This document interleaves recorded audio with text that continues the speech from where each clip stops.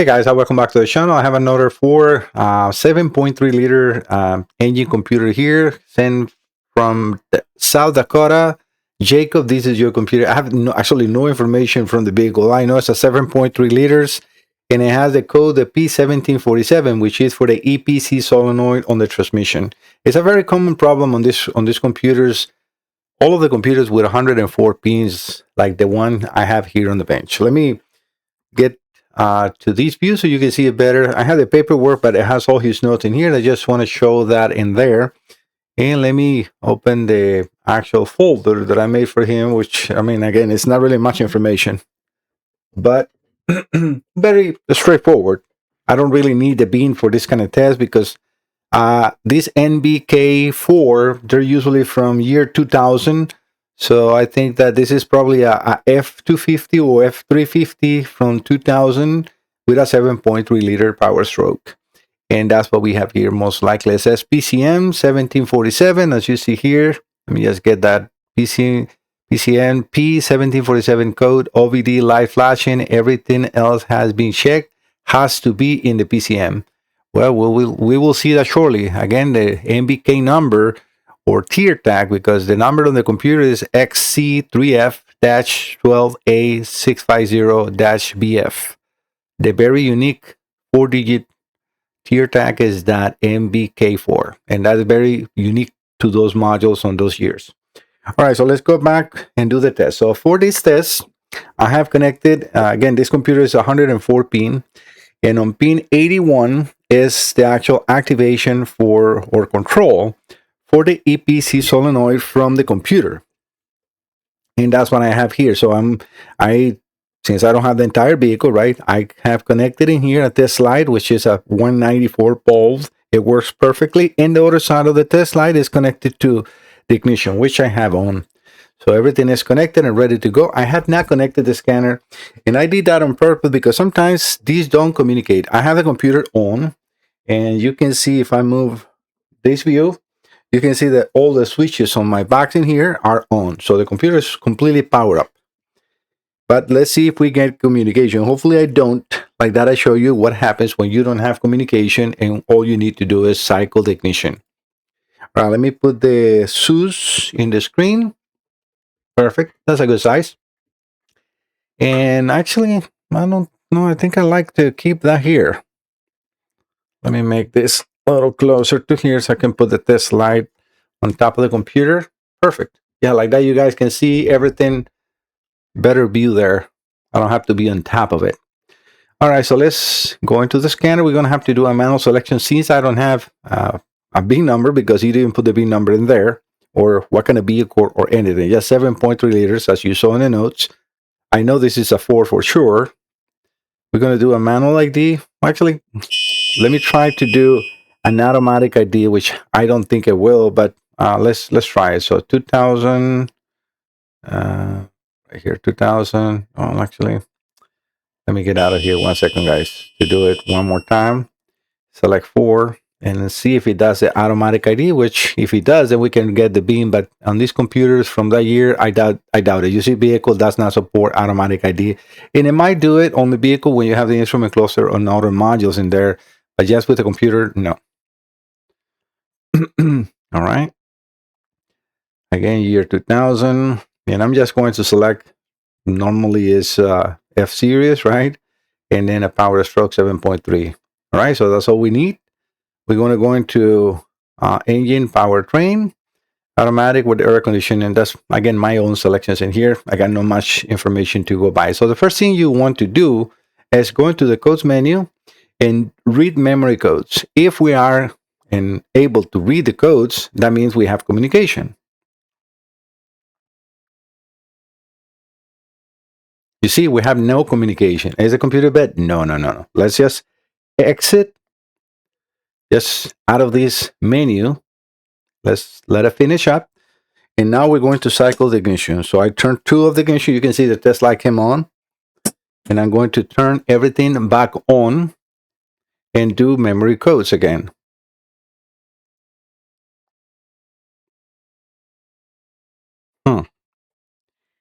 Well, That might not be the problem, or might be the problem, because it seems like we're not able to communicate. Let me cycle it one more time. Because he says he has P1747, so that will tell me that we have communication. Give it one more time. I'm going to kill all the switches. I know why that one is coming on, because I have it on power from the other side, but that's okay. Memory codes. Okay, finally. You see, nothing wrong with the computer. We do have communication. So I actually have to cycle completely, and even the battery, a couple of times to get to read that. All right, so now that we have communication, you can see that one now is on. Let's do a key on, engine off cell test. If this circuit is good, we should see this light going off and then on and flicker, flicker, flicker, flicker, flicker, and then off and then come back on. Sometimes it goes off, sometimes it stays on, and it all depends on the programming. All right, so let's do the cell test.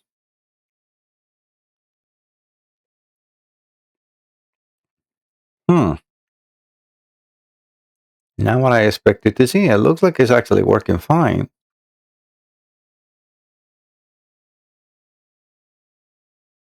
Let's see if we get the P1747.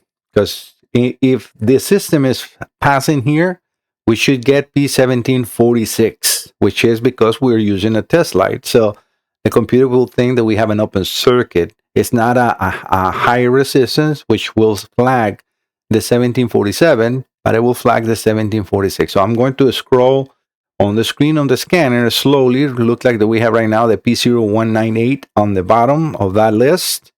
So I'm going to put that same full code on the top. Now we got P0743.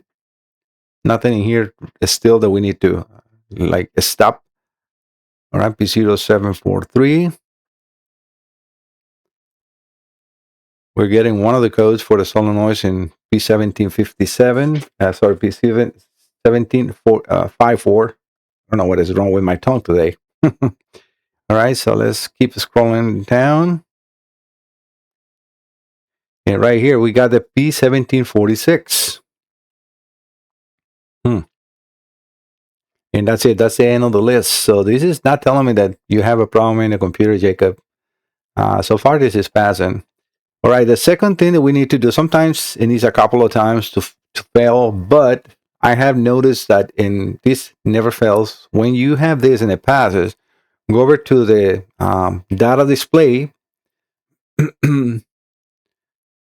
And we're going to enter the transmission portion, right? Because this computer controls both the engine and the transmission.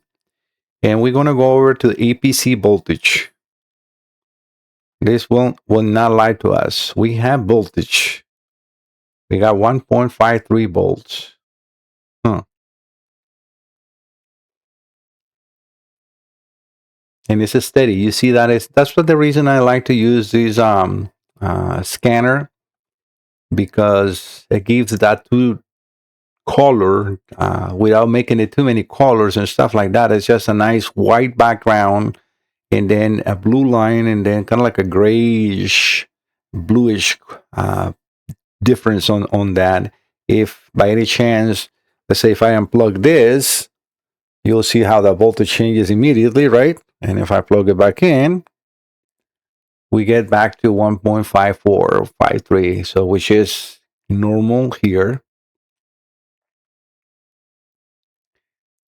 I'm going to do, well, this is definitely not telling me that we have any problems in this computer. So far, this is passing 100% the test. If I would have glitchy voltage, like, 1.54 going to 0, which sometimes it happens, it's going up and down and up and down, I definitely know that we have a problem on the circuit and their computer will need to be repaired. But as far as I am seeing right now, this is definitely not looking that way.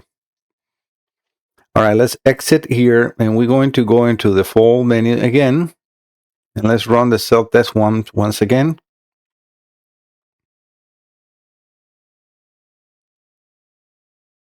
And we can see the light flickering. And that is exactly like I told you, that should react. And this is definitely going to pass again, and it's going to give us a P1746. And now that we know that it's at the bottom, I'm just going to scroll quickly to that end of the fault code list, and we have the P1746. So what I'm going to do is I'm going to unplug the test light. I'm going to create a fault. This should set both fault codes. It should set the open circuit, because if you see right there, the 1746, it says open circuit, but it should give us the 1747 because now the circuit is out of range. As you saw when I unplugged the test light, the voltage goes down to 0. The computer is expecting to see voltage through the solenoid all the way back to the computer. Why? Because the ignition is on. If the windings on that solenoid are fine, right? So voltage should go through because it's not being actuated or activated, either way, right? So if it's not being activated, we should see that 1.5, 2 volts. It all depends on the calibration. Sometimes I have to even see battery voltage completely, and it's fine. And then as long as you see voltage and it's steady, it's not dropping, then everything is passing with the test light. And I guarantee you, I have the full solenoid pack. This test is 100% valid. So, all right, let's go over to the key on engine off self-test and do it one more time. We are not going to see, obviously, a test light or anything happening because it's not plugged in. But we should get the two fault codes now, 1747 and 1746.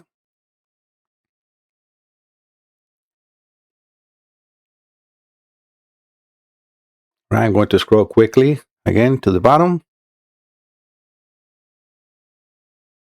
And we only get in the 1746.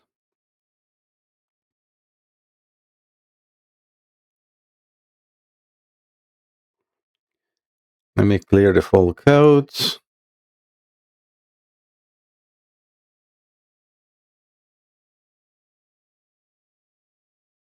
Do that test once again. Trying to see if I can make it react or, happen here.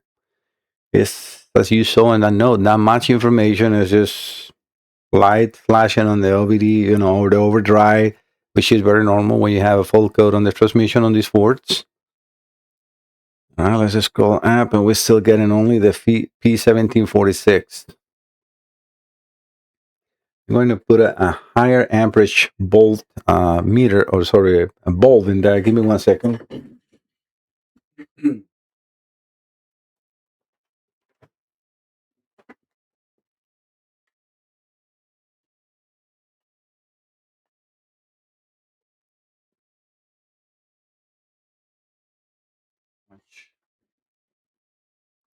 Hi guys, I decided to actually put the solenoid pack, and look what is happening. We connect the solenoid pack. So it's definitely failing. You see, look at the voltage now.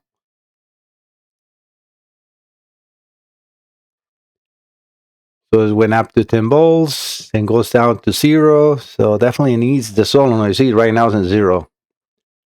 So definitely, it is definitely a problem in the computer. I'm glad that I went and I was going to put a test light, but you know what? What am I going to put a test light since I have the solenoid pack in here? So I don't need to be doing that. But this is exactly the behavior that I was describing before, the up and downs.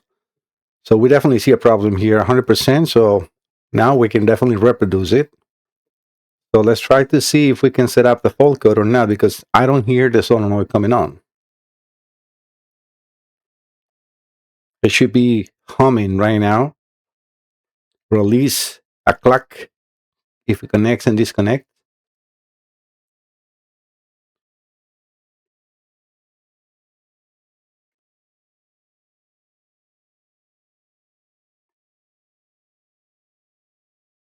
All right, just going to scroll quickly down. And we have the P1747. You see? Perfect. PC1747. So definitely, Jacob, I'm almost not condemn your computer, and I'm glad that I actually used the solenoid pack, because this is the first time that actually it passes with the test light and it does not with the solenoid. I'm going to take this in consideration for future tests. But most of the times when I have seen this happening, the test light it has been enough, but not in this case. And we have the proof in this system. Let me just move you over to this view so you can see this is the entire solenoid pack. I got the powers and grounds, and then only connected the EPC solenoid because that's what is failing right now, and that's all we really care.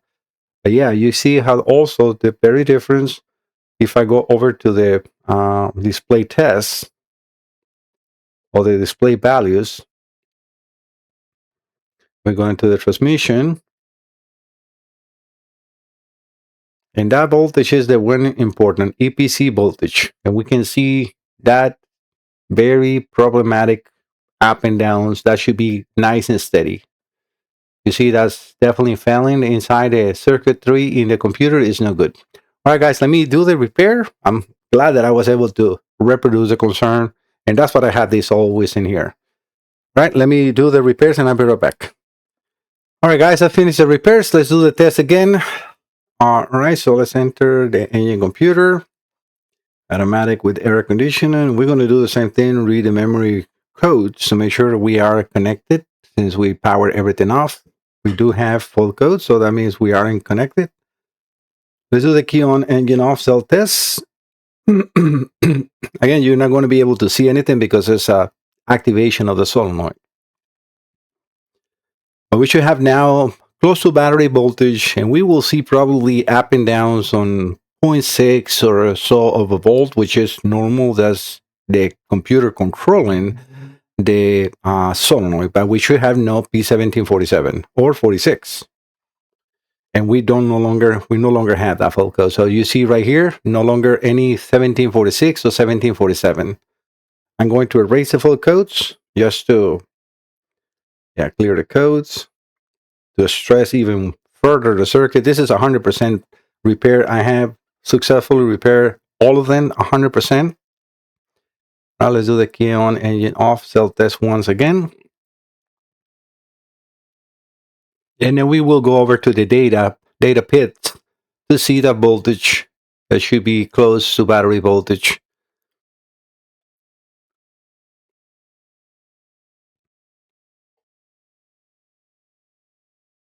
Perfect. So nothing in there. We don't have any more the full code with the solenoid connected. And let's go over to the data pit to see what we're reading on voltage now.